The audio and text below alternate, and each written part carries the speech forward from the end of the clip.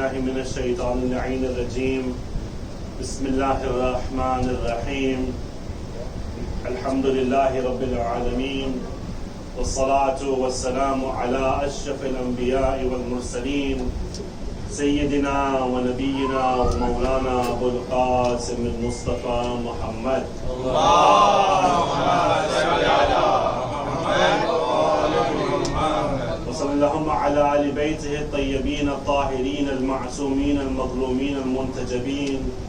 قال الله العزيز في محكم كتابه الكريم بسم الله الرحمن الرحيم والعصر إن الإنسان لفي خسر إلا الذين آمنوا وعملوا الصالحات وتواصوا بالحق وتواصوا بالصبر. صلاة على محمد. اللهم صل على محمد. Dear brothers and sisters, we have approached the month of Muharram yet again. This is a month of Aza and Buqa.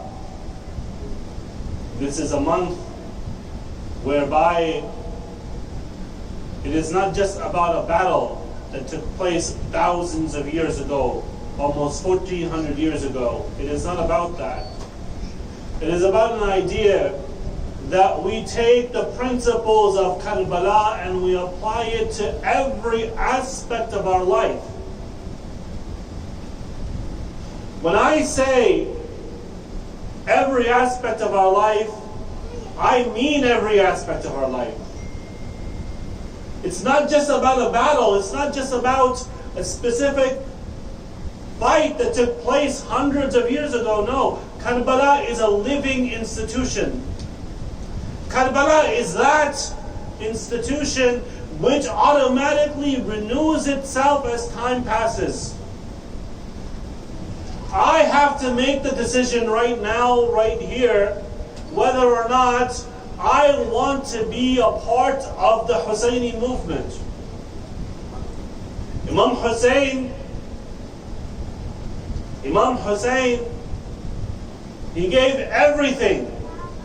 He gave everything for what? Islah li ummati jaddihi.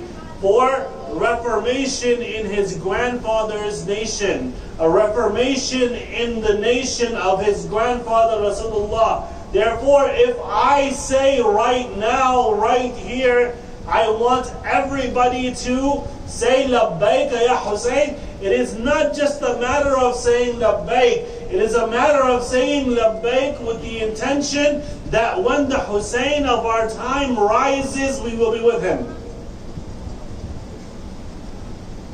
When that time comes, when the Hussein of our time calls out for assistance and help, we will be there ready for him to sacrifice everything that we have for his cause. After all, we call ourselves Husseini, we call ourselves Zainabi, we call ourselves followers of the Muhammadan Sunnah, the Muhammadan Haqiqah, the Haqiqat al-Muhammadiyah. If I do not put my words where my mouth is, then I am being disservice to the nation of the Prophet whom Imam al-Hussein gave everything for. I am being a disservice. I myself, if I do not look at the mirror and I see something that, let's say I look in the mirror right now, I should be able to see a reflection that is pleasing to my Imam. I should be able to see the idea that Imam Hussein waited for nobody.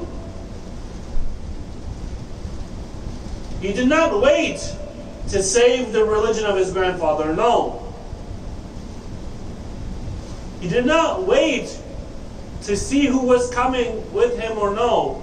He left, and his leaving itself was a sign for that grand movement that he started. this grand institution that we have, which is called the Aza of Imam al-Hussein, is an institution that has no parallel in its history. What do I mean by that? What do I mean by that? This idea that every movement has a father and a founder, the movement of the Karbala'i movement, the father of that movement is Abu Abdullah al-Hussein alayhi salam. The father of that movement is that individual who gave everything for the religion of his grandfather, who gave when he had nothing to give. When he had nothing to give, he gave. I mentioned yesterday, passing by, that when Imam al-Hussein alayhi salam, he was arrived in Karbala, what happened? Or he was close to Karbala, what happened? He met up with the forces of Al-Hur ibn Yazid al-Riyahi. And what happened? History tells us what happened. Imam al-Hussein alayhi salam, he had a conversation with Hur. Hur was amongst the bravest of his time. Yet, when Imam al-Hussein alayhi salam confronted him, he said, I'm not going to let you have any of this. Imam al-Hussein alayhi salam says to him a phrase, may your mother mourn for you after your death. To which Hur says, if your mother had been known other than Fatima Al-Zahra, I would have said something. But because your mother is Fatima, I stay quiet. This idea that Karbala is a lesson to be learned, as the brother was saying, this idea that the Husseini movement continues throughout time, this idea is that when we look in the mirror, we don't see somebody who was reluctant to respect Fatima al-Zahra. No, we see somebody who, like Hur was not on the right side when he confronted Imam Hussein for the first time. He was not. But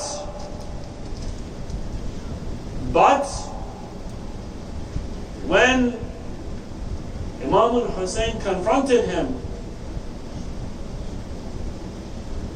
he showed the utmost respect for Fatima al-Zahra. And this respect for Fatima al-Zahra is what brought him back to the fold of Abu Abdullah al-Hussein. Please recite salawat.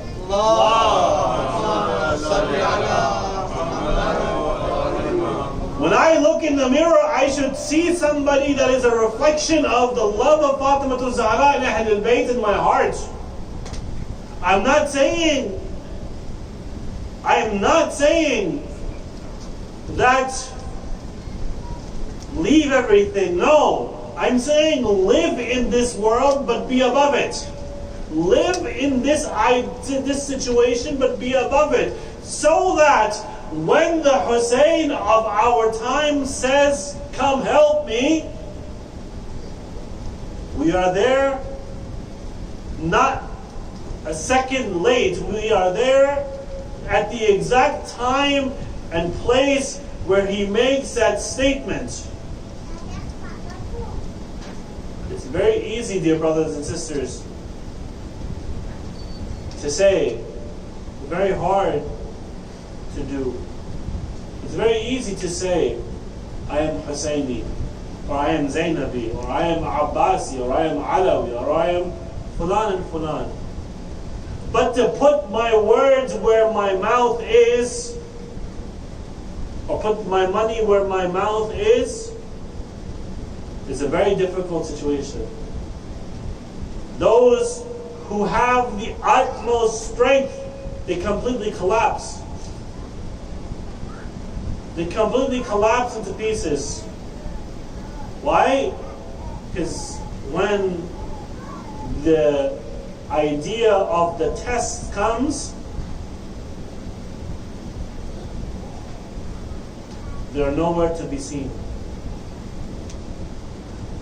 When the idea of the test comes, they are nowhere to be found. When the idea of this imtihan that we are taking in this world to serve our master Abu Abdullah al-Hussein, when that time comes, they are nowhere to be found. Of course, please join salawat.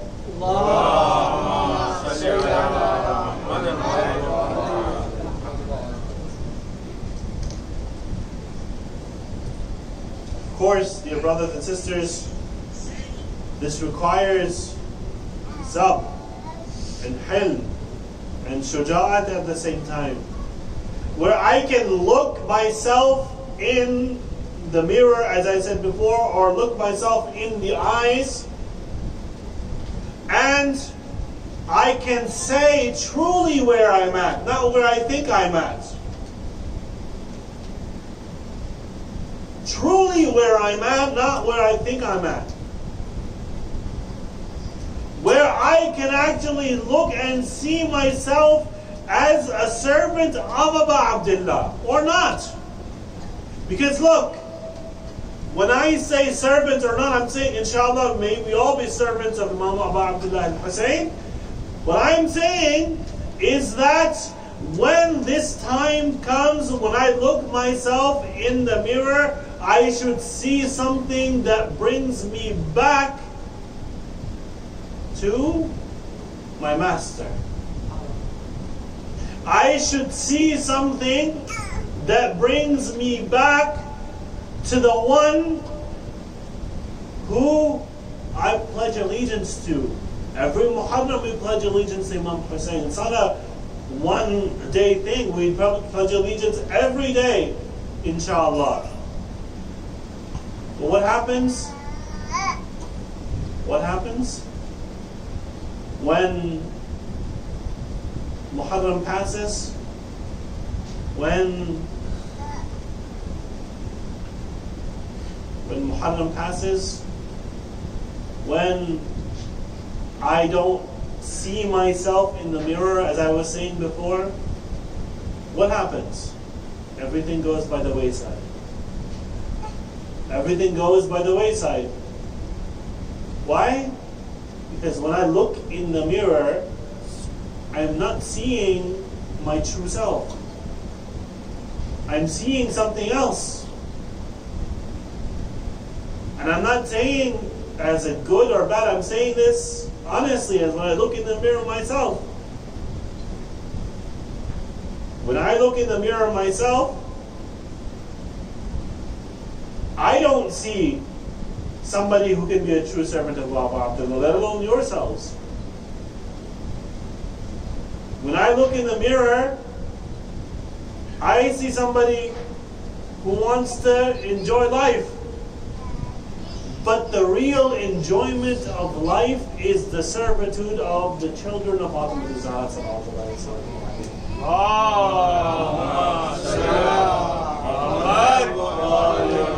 The real servitude, the real pleasure, the real satisfaction, the real bliss is this idea that we have, that when the time comes, I should be ready to be able to kiss the feet of Al-Zahra on Mahshar.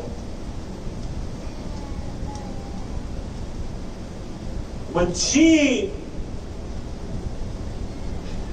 she says on Mahshar,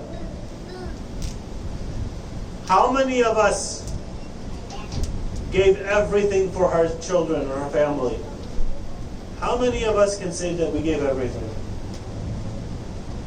How many of us can actively say we gave everything? I'm talking about myself as well. I can't.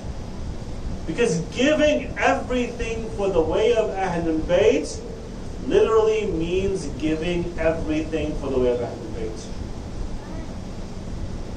It's not an easy proposition. It's not an easy proposition. But it is a necessary proposition. It is something that we all need to do. Look in the mirror and see what we really are. Look in the mirror and see this idea that when time comes, I should be the first one to say labbaik to the call of my master. The first one. The first one. Not the middle one, not the last one, the first one. That is very important, dear brothers and sisters. When we say the Hussein of our time is calling us, he is actively making a cry for assistance. Yet we cannot hear his cry. Why? Because we have blinded ourselves so that we don't listen to his call.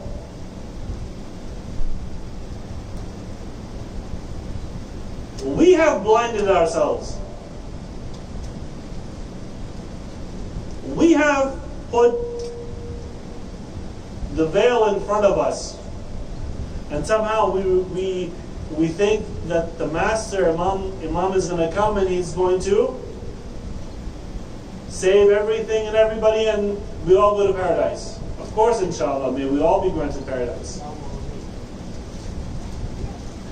But that requires resolution. It requires willpower. It requires strength. And of course, we get that all from Karbala. When we say Karbala, when I say Karbala, sometimes an ideal image comes to our mind. Ideally, an ideal image comes to our mind. But this Karbala, this image, is reality in and of itself. This Karbala, this image, is a haqiqah that cannot be denied. This haqiqah cannot be denied.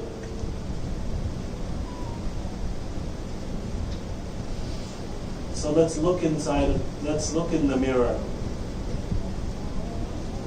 and see what we really are. My time is almost up. I have maybe another 15 minutes inshallah, 20 minutes inshallah. I left off yesterday's discussion talking about some of the finer points of philosophy. And I want to continue that discussion as well and talking about Karbala. So when we say that Hussein of our time is calling us, we actively say labbaik to his call. We actively say we are ready for you. When he calls, we say labbaik right away. No hesitation. No hesitation. When he calls, we are the first ones to say labbaik. The first one.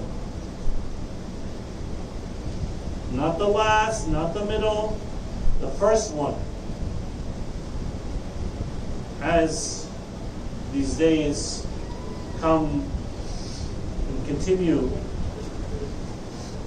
we are pressed with the reality that Karbala beckons us, it calls on us. It calls on us to go to that holy land. It calls on us to not just go, but go with the ma'rifah of the Imam.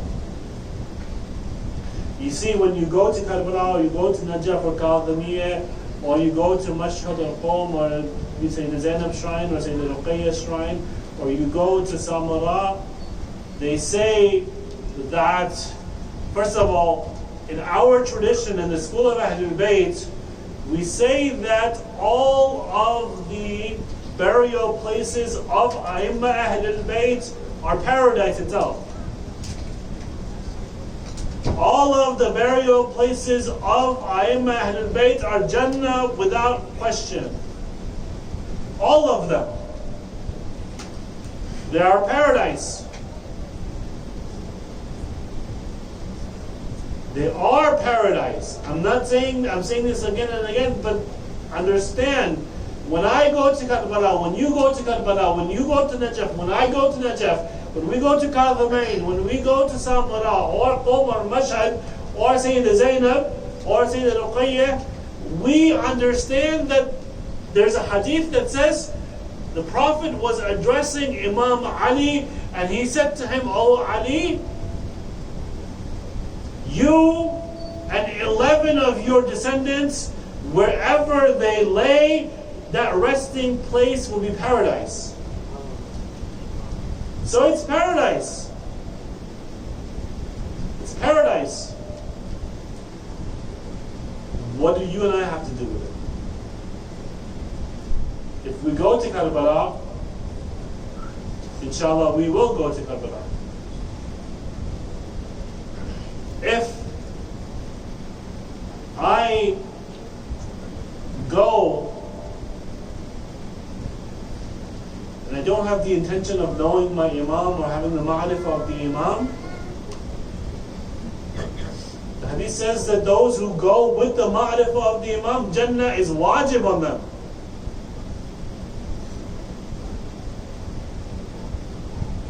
But the condition is ma'rifah. The condition is knowledge of the Imam. The condition is understanding the Imam.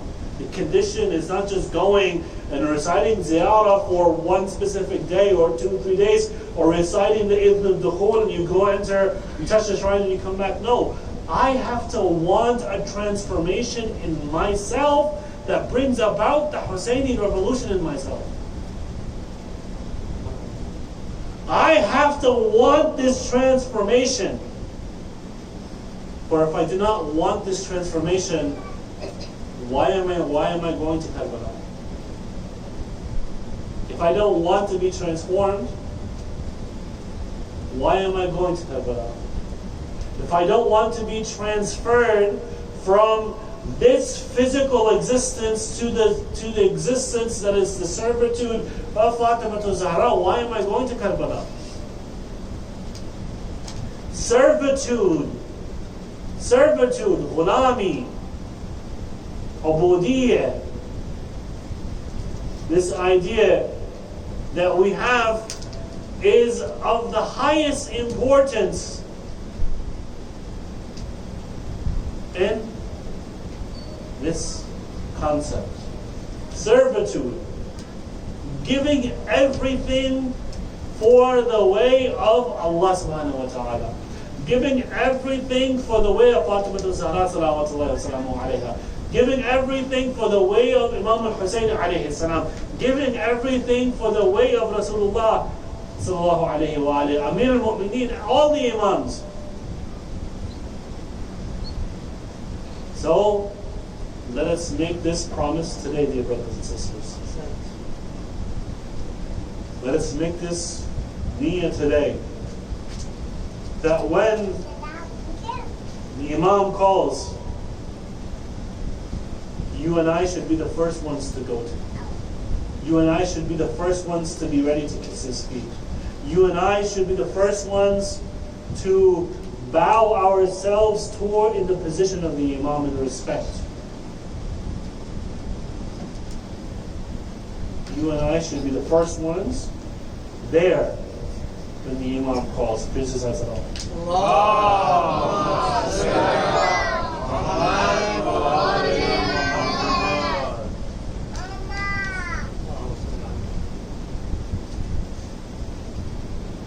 So, what are we waiting for? The Imam didn't wait, as I said before. He was not waiting to save his grandfather's religion. He was actively there making the preparations for the saving of his grandfather's religion. The religion that you and I follow.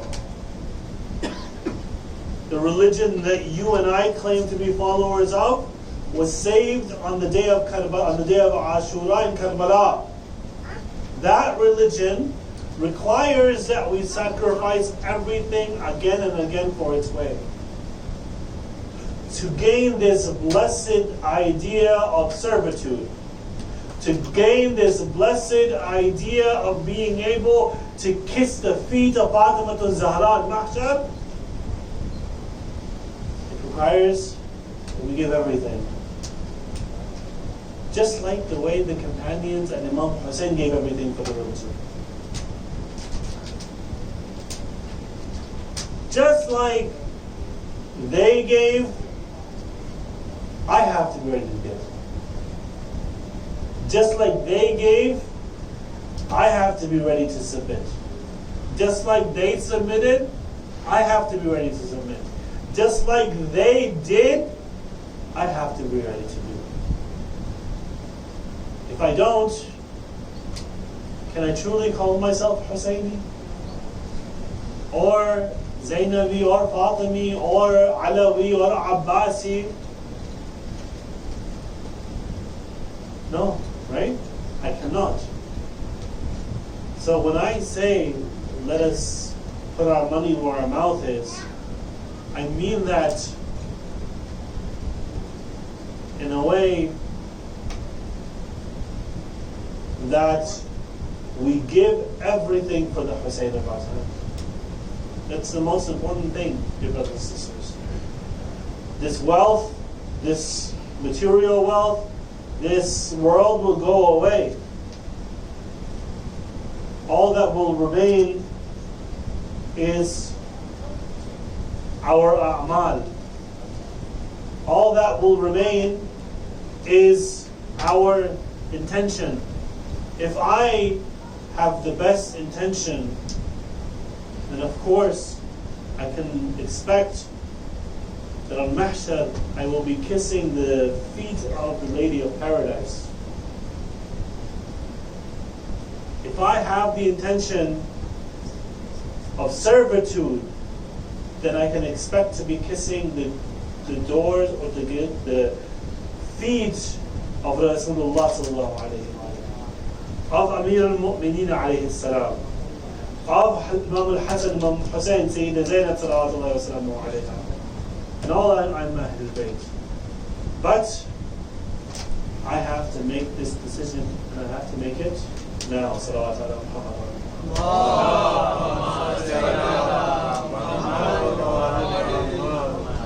Tonight, I want to talk to you about one Salawat ala Muhammad.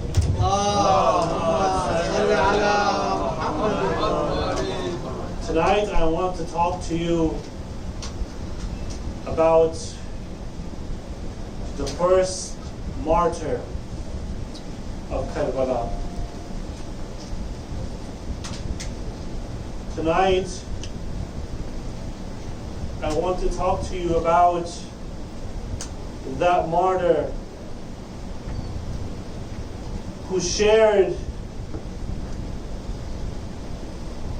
they say that there were a few people in this world who looked and they walked and they talked exactly the way Rasulullah used to do. One of those people, those individuals, was Muslim ibn Aqil. He walked, he talked, he did everything the way Rasulullah used to do. Dear brothers and sisters, do you know what happened to this Muslim ibn Aqil? Do you know what happened to this Muslim ibn Aqil, dear brothers and sisters? Do you know what happened to this Muslim ibn Aqil? Brothers and sisters, Muslim ibn Aqil was the cousin of Imam al-Hussein alayhi salam.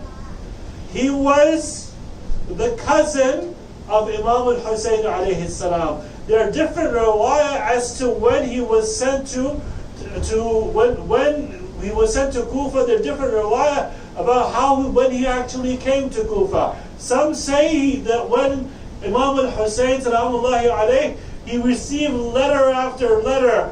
People of Kufa were inviting Imam al-Hussein alayhi salam, that they were inviting him to come to Kufa. They were inviting him left, right, and center, dear brothers and sisters. You know, when I say, make the pledge to servitude of the Imam, I mean it the way Muslim ibn Aqil pledged to the Imam. I mean it the way the companions of Imam al-Hussein pledged their allegiance to Imam.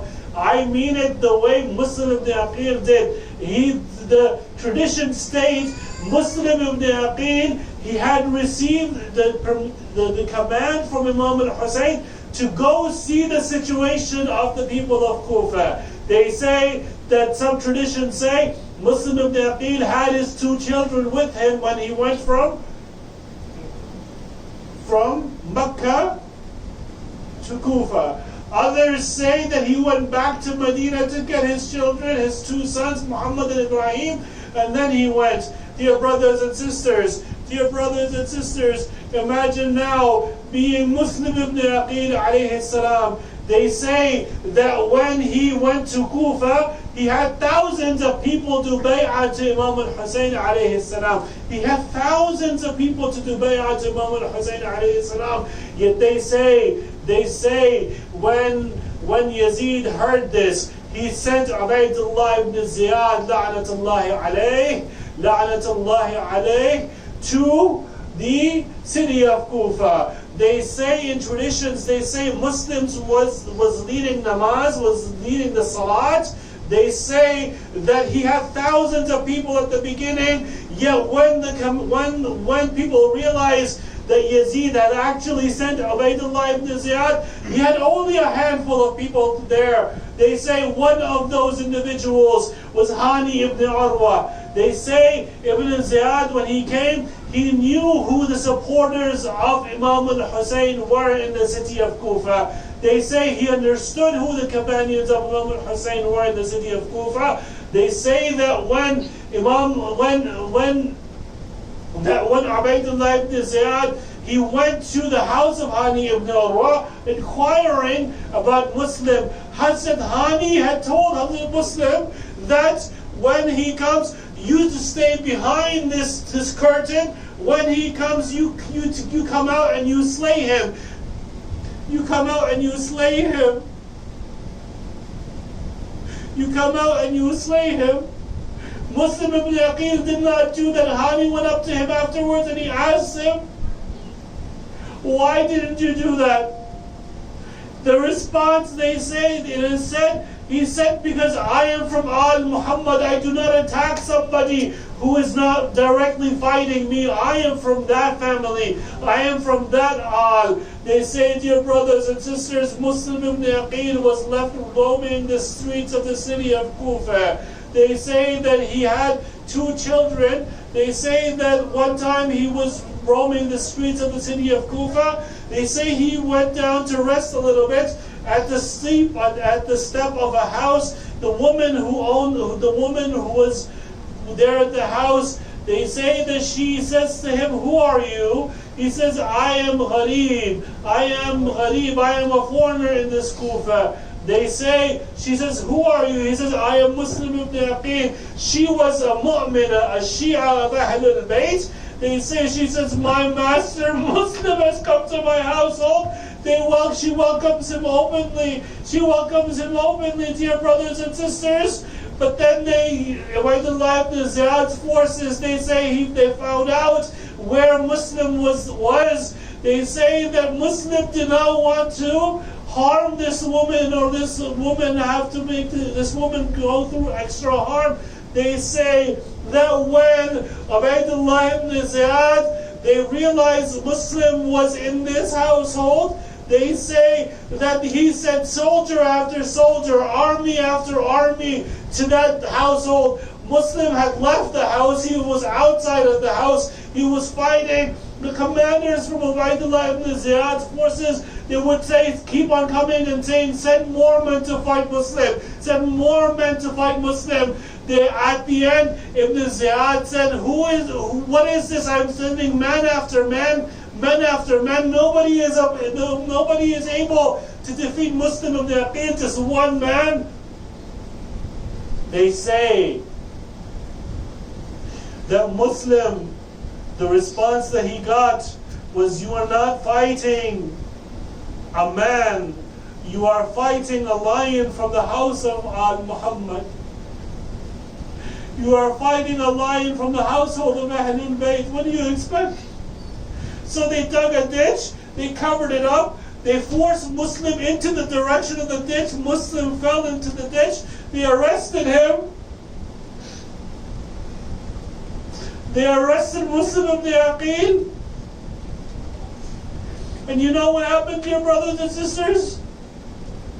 They say that when Muslim of the Aqeel was brought forth to the palace of the tyrant Ibn Ziyad, they say he asked Ibn Ziyad for a few wishes. The first wish that he said, I have a few loans and debts, I want somebody to pay them off for me. And the other one was, he says, tell my master Hussein, don't come to the city of Kufa. Don't come to Kufa, for the people's hearts are with you, yet their swords are against you.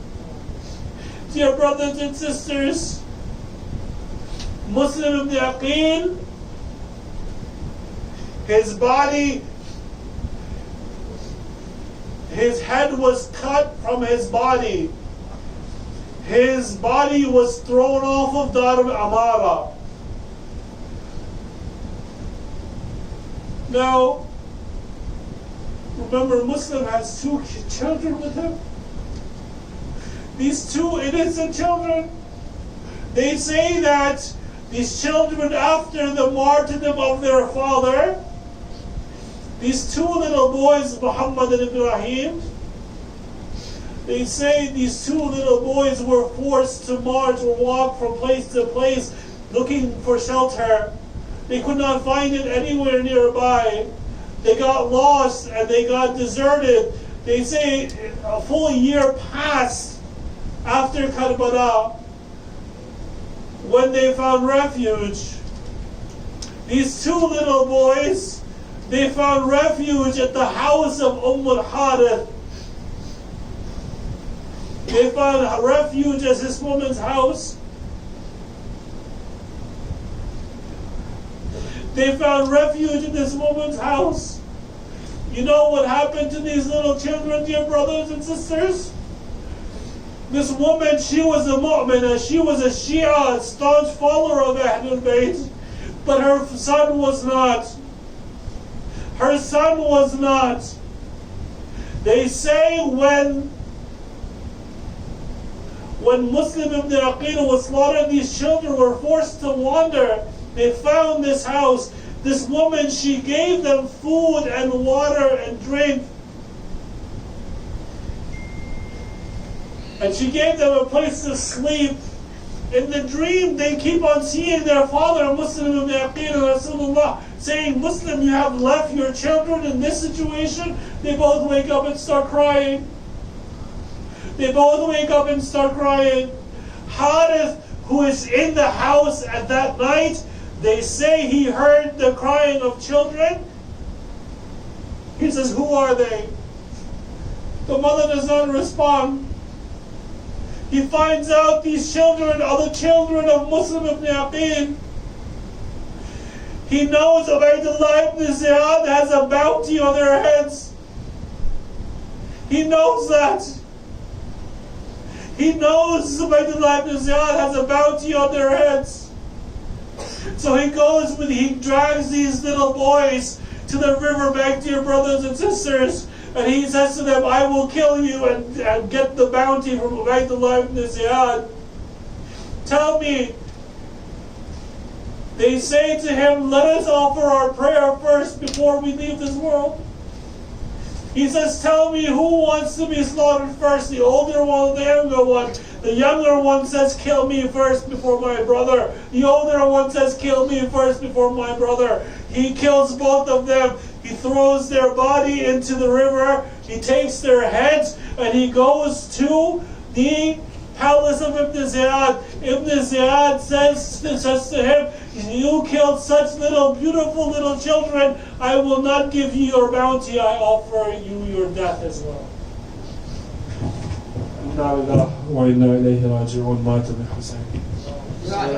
Ya Hussein. Ya Hussein.